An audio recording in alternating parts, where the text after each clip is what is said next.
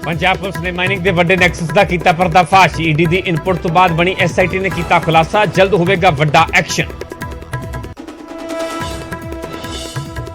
उपराष्ट्रपति चुन के लिए भाजपा के कौमी प्रधान JP नड्डा ने मंगया समर्थन। UPA के सहयोगियों सने सारिया सियासी पार्टियों को कहा मिलकर किसान के पुत जगदीप धनखड़ को जिताइए। सोमवार को शुरू हो रहा है पार्लीमेंट का मानसून सैशन। एक दिन पहला आल पार्टी मीटिंग के विच विरोधियों ने चुके 13 मुद्दे। ED CBI ते अग्निवीर ते हंगामे के आसार। सोमवार को संगरूर तो नवे चुने गए सांसद सिमरजीत सिंह मान लैणगे हल्फ। वड्डी सिरी साहब तो बगैर ही जाणगे संसद। न्यूज़ 18 ते ईमान सिंह मान ने दी जानकारी। हल्फ च भेद गुप्त रखने की गल ते सीएम मान ने चुके सवाल। क्या अंग्रेज़ों ने बनाया सी यह सिस्टम, हुण क्यों लोगों तो कुछ छुपाया जाए। मूसेवाला कतलकांड के शामिल शूटर प्रियाव्रत फौजी को मानसा कोर्ट ने भेजा जेल। कशिश केशव ते दीपक भी न्यायिक हिरासत च। रिमांड खत्म होने मगरों किया गया सी कोर्ट के विच पेश। साबका मंत्री के भतीजे दलजीत गिलजिया को मुड़ 4 दिनों की रिमांड। दलजीत ने रिश्वत के इल्जामों को किया खारिज। क्या सियासी बदलाखोरी के तहत की गई है कार्रवाई।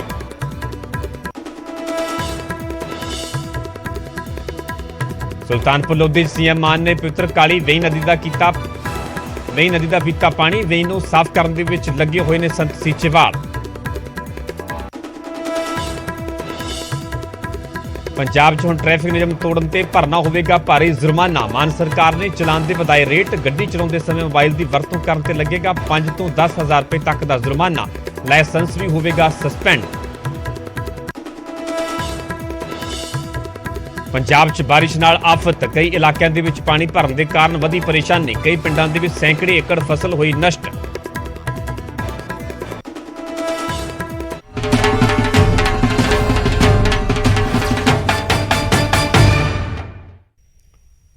सत श्री अकाल, तुसीं वेख रहे हो न्यूज़ 18 पंजाब हरियाणा हिमाचल। मैं परविंदर सिंह तेजा, सारे दर्शकों का बुलेटिन स्वागत है। सब तो पहला गल करांगे MP मान के बयान की, जिससे कि बवाल लगातार जारी है। आम आदमी पार्टी ने सिमरजीत सिंह मान ते निशाना साधा है। आम आदमी पार्टी का कहना है कि मान लगातार शहीदों का अपमान कर रहे हैं। हुण जलियांवाला बाग के शहीदों का अपमान किया गया है। उत्थे आप का कहना है कि मान ने डायर को सन्मानित करनों सही दस्सिया। मान के नाना ने डायर को सन्मानित किया। आम आदमी पार्टी के वल्लों यह वड्डा निशाना साधा गया सिमरजीत सिंह मान ते। नाना उस समय श्री अकाल तख्त साहब के जथेदार सन। आप का कहना है कि सिमरजीत सिंह मान के नाना उस समय अकाल तख्त साहब के जथेदार सन। सो MP मान के बयान से बवाल लगातार जारी है। विरोधी पार्टियों लगातार सिमरजीत सिंह मान के इस बयान से सख्त इतराज जताया जा रहा। माफी मंगने की मंग तक की जा रही है। दरअसल शुरुआत जी विवाद की हुई। सिमरजीत सिंह मान के वलों शहीद भगत सिंह को लैके विवादित बयान दिता गया। शहीद भगत सिंह को अतवादी तक करार दिता गया, जिस तो बाद लगातार सिमरजीत सिंह मान के इस बयान का विरोध हो रहा। आम आदमी पार्टी ने निशाना साधा। आप का कहना है कि मान लगातार शहीदों का अपमान कर रहे हैं। हुण जलियांवाला बाग के शहीदों का अपमान किया गया। उत्थे आम आदमी पार्टी ने कहा कि मान ने डायर को सन्मानित करनों सही दस्सिया। मान के नाना ने डायर को सन्मानित किया। सो आप दे वल्लों सिमरजीत सिंह मान ते निशाना साधा गया उन्होंने दे उस बयान को लैके। आप समझिए सर भगत सिंह ने एक अंग्रेज नौजवान IP का अफसर मार दिया था।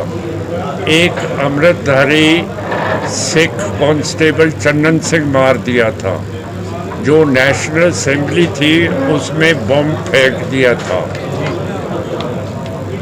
अब भगत सिंह टेररिस्ट है कि भगत है, ये आप बता दिए। पुलिस बेगना पुलिस आदमियों को मार देना, पार्लियामेंट में बम फेंक देना, वो शराब। ਜਦੋਂ अंग्रेज सरकार ने कतलेआम किया सी जलियांवाले बाग च, हज़ारां हिंदुस्तानी पंजाबी जिहड़े एक वड्डे समूह च उत्थे बैठे सी और जिस तरीके नाल बेगुनाह लोकां ते गोलियां बरसाईयां गईयां और उस गोलियां बरसाउण वाले उन्हां लोकां नूं शहीद करन वाले जनरल डायर नूं मान साहब दे जिहड़े नाना जी सी उस समय अकाल तख्त साहब दे ऑल इन ऑल सरबहार सी, जथेदार सी, उन्होंने ऑनर किया सी, सन्मानित किया सी।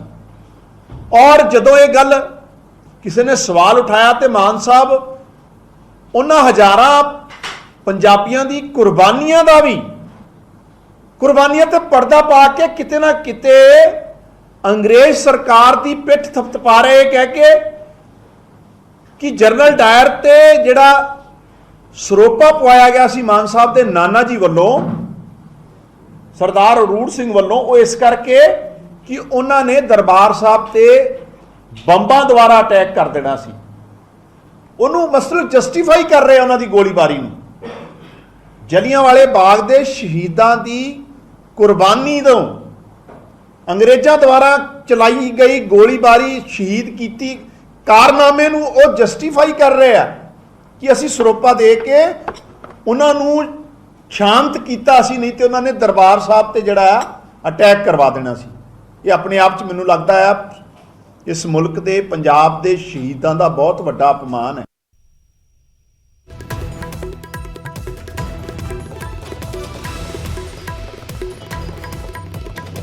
ਸੋ ਐਮਪੀ ਸਿਮਰਜੀਤ ਮਾਨ ਦੇ ਬਿਆਨ ਨੂੰ ਲੈ ਕੇ ਬਵਾਲ ਲਗਾਤਾਰ ਜਾਰੀ ਹੈ। ਲਗਾਤਾਰ ਆਮ ਆਦਮੀ ਪਾਰਟੀ ਦੇ ਵੱਲੋਂ ਇਸ ਬਿਆਨ ਨੂੰ ਲੈ ਕੇ ਸਖਤ ਇਤਰਾਜ਼ ਜਤਾਇਆ ਜਾ ਰਿਹਾ ਹੈ। ਸਿਮਰਜੀਤ ਸਿੰਘ ਮਾਨ ਦੇ ਇਸ ਬਿਆਨ ਨੂੰ ਲੈ ਕੇ ਆਪ ਦਾ ਕਹਿਣਾ ਹੈ ਕਿ ਮਾਨ ਲਗਾਤਾਰ ਸ਼ਹੀਦਾਂ ਦਾ ਅਪਮਾਨ ਕਰ ਰਹੇ ਨੇ। ਹੁਣ ਜਲਿਆਂਵਾਲਾ ਬਾਗ ਦੇ ਸ਼ਹੀਦਾਂ ਦਾ ਅਪਮਾਨ ਕੀਤਾ ਗਿਆ। ਆਪ ਦਾ ਕਹਿਣਾ ਹੈ ਕਿ ਮਾਨ ਨੇ ਡਾਇਰ ਨੂੰ ਸਨਮਾਨਿਤ ਕਰਨ ਨੂੰ ਸਹੀ ਦੱਸਿਆ ਹੈ।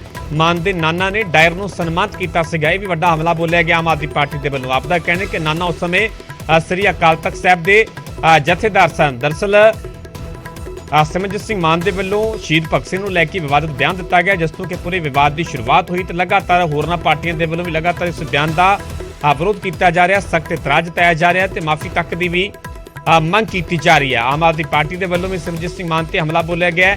ਆਪ ਦਾ ਕਹਿਣਾ ਕਿ ਮਾਨ ਲਗਾਤਾਰ ਸ਼ਹੀਦਾਂ ਦਾ ਅਪਮਾਨ ਕਰ ਰਹੇ ਨੇ। ਹੁਣ ਜਲਿਆਂਵਾਲਾ ਬਾਗ ਦੇ ਸ਼ਹੀਦਾਂ ਦਾ ਵੀ ਅਪਮਾਨ ਕੀਤਾ ਗਿਆ। ਤੁਹਾਨੂੰ ਦੱਸ ਦਈਏ ਕਿ ਸਿਮਰਜੀਤ ਸਿੰਘ ਮਾਨ ਜਿਹੜੇ ਕਿ ਸੰਗਰੂਰ ਲੋਕ ਸਭਾ ਦੀ ਜ਼ਿਮਨੀ ਚੋਣ ਹੋਈ ਉਸ ਦੇ ਵਿੱਚ ਜੇਤੂ ਰਹਿੰਦੇ ਨੇ, ਸੰਸਦ ਮੈਂਬਰ ਚੁਣੇ ਜਾਂਦੇ ਨੇ ਤੇ ਸੰਸਦ ਮੈਂਬਰ ਬਣਨ ਤੋਂ ਬਾਅਦ 'ਚ ਇਹ ਵੱਡਾ ਬਿਆਨ ਦਿੱਤਾ ਗਿਆ।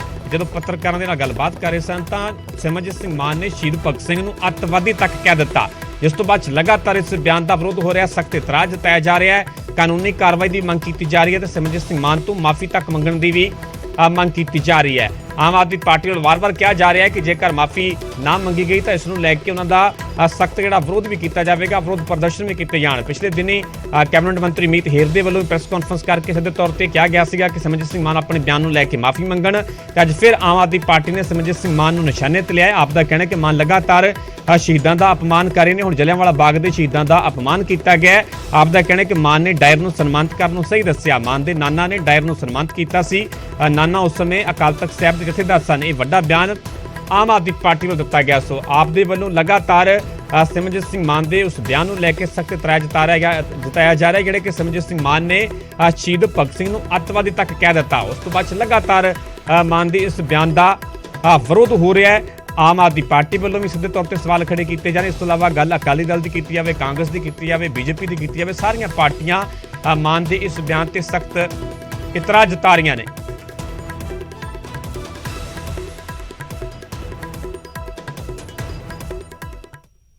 ਸੋ ਐਮਪੀ ਮਾਨ ਦੇ ਬਿਆਨ ਤੇ ਬਵਾਲ ਲਗਾਤਾਰ ਜਾਰੀ ਹੈ। ਇਸੇ ਵਿਵਾਦ ਤੇ ਸੀਐਮ ਭਗਵੰਤ ਮਾਨ ਦਾ ਬਿਆਨ ਵੀ ਸਾਹਮਣੇ ਆਇਆ। ਉਹਨਾਂ ਦਾ ਕਹਿਣਾ ਹੈ ਕਿ ਭਗਤ ਸਿੰਘ ਨੂੰ ਪੂਰਾ ਦੇਸ਼ ਸ਼ਹੀਦ ਮੰਨਦਾ ਹੈ। ਭਗਤ ਸਿੰਘ ਦੇ ਕਾਰਨ ਹੀ ਆਜ਼ਾਦੀ ਮਿਲੀ ਹੈ। ਸ਼ਹੀਦਾਂ ਦੀ ਬਦੌਲਤ ਖੁੱਲੀ ਹਵਾ ਦੇ ਵਿੱਚ ਅਸੀਂ ਸਾਹ ਲੈ ਰਹੇ ਹਾਂ। ਦਰਅਸਲ ਸੰਸਦ ਸਿਮਰਜੀਤ ਸਿੰਘ ਮਾਨ ਨੇ ਭਗਤ ਸਿੰਘ ਨੂੰ ਅੱਤਵਾਦੀ ਦੱਸਿਆ ਸੀਗਾ, ਜਿਸ ਤੋਂ ਬਾਅਦ 'ਚ ਇੱਕ ਕਰਕੇ ਲਗਾਤਾਰ ਜਿਹੜੀਆਂ ਨੇ ਪ੍ਰਤੀਕਿਰਿਆਵਾਂ ਵੀ ਸਾਹਮਣੇ ਆ ਰਹੀਆਂ ਤੇ ਇਸ ਨੂੰ ਲੈ ਕੇ ਸੀਐਮ ਮਾਨ ਦੇ ਵੱਲੋਂ ਵੀ ਬਿਆਨ ਦਿੱਤਾ ਗਿਆ। ਸੀਐਮ ਭਗਵੰਤ ਮਾਨ ਨੇ ਕਿਹਾ ਕਿ ਭਗਤ ਸਿੰਘ ਨੂੰ ਪੂਰਾ ਦੇਸ਼ ਸ਼ਹੀਦ ਮੰਨਦਾ ਹੈ।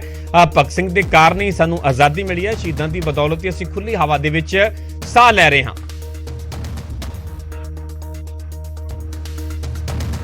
है जी, शहीद भगत सिंह हमेशा नौजवान दिलों की धड़कन है और रहेंगे। उन्होंने देश लेके दिया, जिस आज़ाद फिजा में हम सांस ले रहे हैं उन्हीं की बदौलत है। नहीं, पूरा देश मानता है जी। शहीद भगत सिंह हमेशा नौजवान दिलों की धड़कन है और रहेंगे। उन्होंने देश लेके दिया, जिस आज़ाद फिजा में हम सांस ले रहे हैं उन्हीं की बदौलत है। ਅੱਗੇ ਵਧਾਂਗੇ ਤੇ ਗੱਲ ਕਰਾਂਗੇ ਉਪ ਰਾਸ਼ਟਰਪਤੀ ਚੋਣਾਂ ਦੀ। ਉਪ ਰਾਸ਼ਟਰਪਤੀ ਚੋਣਾਂ ਦੇ ਲਈ ਸਮਰਥਨ ਦੀ ਲਗਾਤਾਰ ਮੰਗ ਕੀਤੀ ਜਾ ਰਹੀ ਹੈ। ਉਪ ਰਾਸ਼ਟਰਪਤੀ ਚੋਣਾਂ ਦੇ ਲਈ ਬੀਜੇਪੀ ਦੇ ਵੱਲੋਂ ਸਮਰਥਨ ਮੰਗਿਆ ਗਿਆ। ਜੇਪੀ ਨੱਡਾ ਨੇ ਸਿਆਸੀ ਪਾਰਟੀਆਂ ਤੋਂ ਸਮਰਥਨ ਮੰਗਿਆ ਹੈ। ਮਿਲ ਕੇ ਕਿਸਾਨ ਦੇ ਪੁੱਤ ਜਗਦੀਪ ਧਨਖੜ ਨੂੰ ਜਿਤਾਈਏ। ਉਹਨਾਂ ਨੇ ਸਾਰੀਆਂ ਪਾਰਟੀਆਂ ਨੂੰ ਅਪੀਲ ਕੀਤੀ ਹੈ। ਜੇਪੀ ਨੱਡਾ ਨੇ ਕਿ ਮਿਲ ਕੇ ਕਿਸਾਨ ਦੇ ਪੁੱਤ ਜਗਦੀਪ ਧਨਖੜ ਨੂੰ ਜਿਤਾਈਏ। ਨੱਡਾ ਨੇ ਯੂਪੀਏ ਦੇ ਸਹਿਯੋਗੀ ਪਾਰਟੀਆਂ ਤੋਂ ਵੀ ਸਮਰਥਨ ਮੰਗਿਆ ਗਿਆ। ਦਰਅਸਲ ਜਗਦੀਪ ਧਨਖੜ ਨੂੰ ਉਪ ਰਾਸ਼ਟਰਪਤੀ ਦਾ ਚੋਣਾਂ ਦੇ ਲਈ ਉਮੀਦਵਾਰ ਐਲਾਨਿਆ ਗਿਆ। ਕੱਲ੍ਹ ਹੀ ਐਨਡੀਏ ਦੇ ਵੱਲੋਂ ਉਮੀਦਵਾਰ ਐਲਾਨਿਆ ਗਿਆ ਸੀਗਾ, ਜਿਹੜੇ ਕਿ ਪੱਛਮੀ ਬੰਗਾਲ ਦੇ ਰਾਜਪਾਲ ਵੀ ਨੇ, ਉਹਨਾਂ ਨੂੰ ਉਮੀਦਵਾਰ ਬਣਾਇਆ ਗਿਆ, ਜਿਸ ਤੋਂ ਬਾਅਦ 'ਚ ਹੁਣ ਵੱਖ-ਵੱਖ ਪਾਰਟੀਆਂ ਤੋਂ ਸਮਰਥਨ ਦੀ ਵੀ ਬੀਜੇਪੀ ਵੱਲੋਂ ਮੰਗ ਕੀਤੀ ਜਾ ਰਹੀ ਹੈ। ਬੀਜੇਪੀ ਦੇ ਕੌਮੀ ਪ੍ਰਧਾਨ ਜੇਪੀ ਨੱਡਾ ਨੇ ਕਿਹਾ ਹੈ ਕਿ ਆਓ ਸਾਰੇ ਮਿਲ ਕੇ ਕਿਸਾਨ ਦੇ ਪੁੱਤ ਜਗਦੀਪ ਧਨਖੜ ਨੂੰ ਜਿਤਾਈਏ।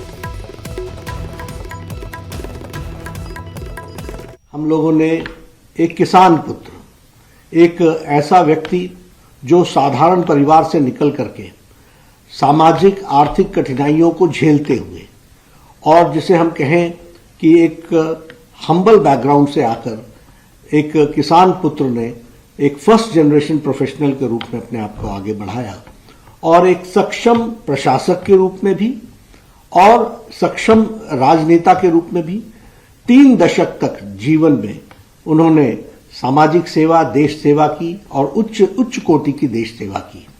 ऐसे प्रत्याशी को हम सब लोग किसान पुत्र को लेकर के आए हैं। मेरा आग्रह है सभी भारत के राजनीतिक दलों से कि आप सबका उपराष्ट्रपति पद के लिए हमारे जगदीप धनखड़ जी का समर्थन मिले, उपराष्ट्रपति पद पर हम सर्वसम्मति कर सके।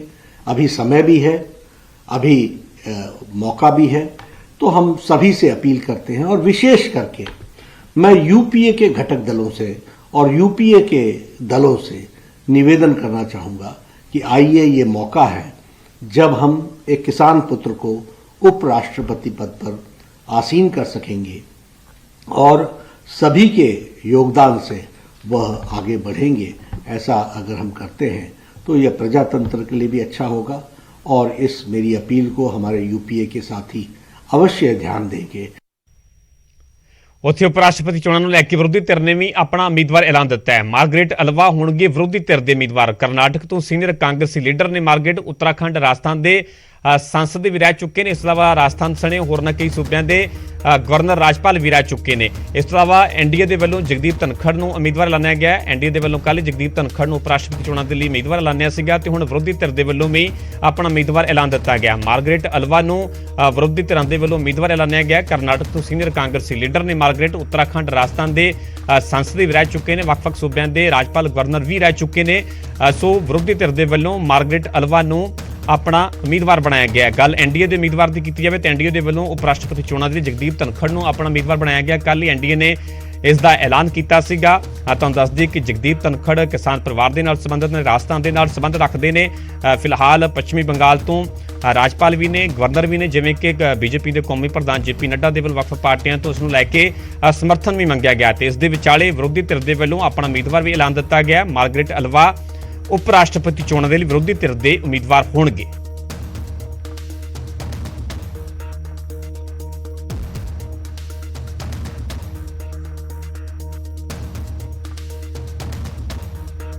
ਹੁਣ ਗੱਲ ਮਾਨਸੂਨ ਸੈਸ਼ਨ ਦੀ। ਸੋਮਵਾਰ ਤੋਂ ਮਾਨਸੂਨ ਸੈਸ਼ਨ ਸ਼ੁਰੂ ਹੋਣ ਜਾ ਰਿਹਾ ਹੈ। ਇੱਕ ਦਿਨ ਪਹਿਲਾਂ ਆਲ ਪਾਰਟੀ ਮੀਟਿੰਗ ਹੋਈ। ਵਿਰੋਧੀ ਧਿਰ ਨੇ ਮੀਟਿੰਗ ਦੇ ਵਿੱਚ ਕਈ ਮਸਲੇ ਚੁੱਕੇ ਨੇ। ਈਡੀ, ਸੀਬੀਆਈ ਤੇ ਅਗਨੀਵੀਰ ਸਣੇ 13 ਮੁੱਦੇ ਜਿਹੜੇ ਇਸ ਸੈਸ਼ਨ ਦੇ ਵਿੱਚ ਗੂੰਜਦੇ ਹੋਏ ਨਜ਼ਰ ਆਉਣਗੇ। ਸਰਕਾਰ ਨੇ ਸਾਰੀਆਂ ਪਾਰਟੀਆਂ ਤੋਂ ਸਹਿਯੋਗ ਮੰਗਿਆ ਹੈ।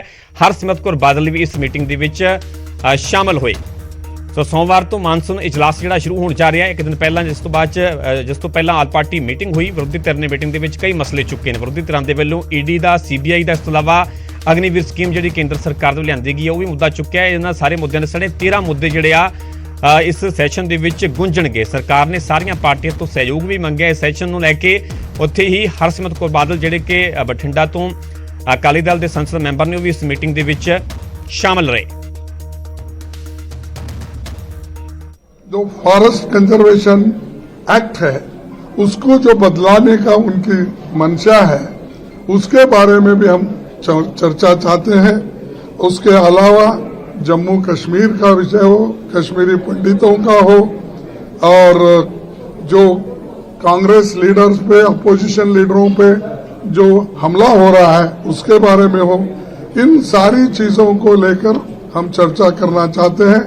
लेकिन सिर्फ हमको चर्चा के लिए 14 दिन मिलेंगे तो हम कोशिश करेंगे कि हम सरकार के बिजनेस। मैंने दूसरी पार्टियों की तरह सबसे पहले छोटी पार्टियों की तरह ये मांग करी कि हम छोटी पार्टी जरूर हैं, लेकिन हमारे मुद्दे बहुत अहम हैं। मैं ऐसे बॉर्डर स्टेट से आती हूँ जिसने पिछले 1.5 साल में बहुत बड़े आंदोलन देखे और बहुत सारा टर्मोइल पंजाब में आया है।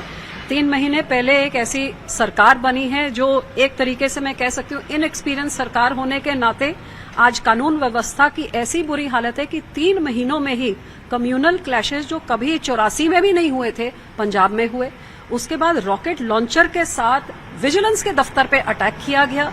एक जाने माने दुनिया में मशहूर पंजाबी सिंगर का दिन दिहाड़े हत्या उन हथियारों से की गई जो आर्मी के पास होती है, ग्रेनेड्स और AK-47 दिन दिहाड़े।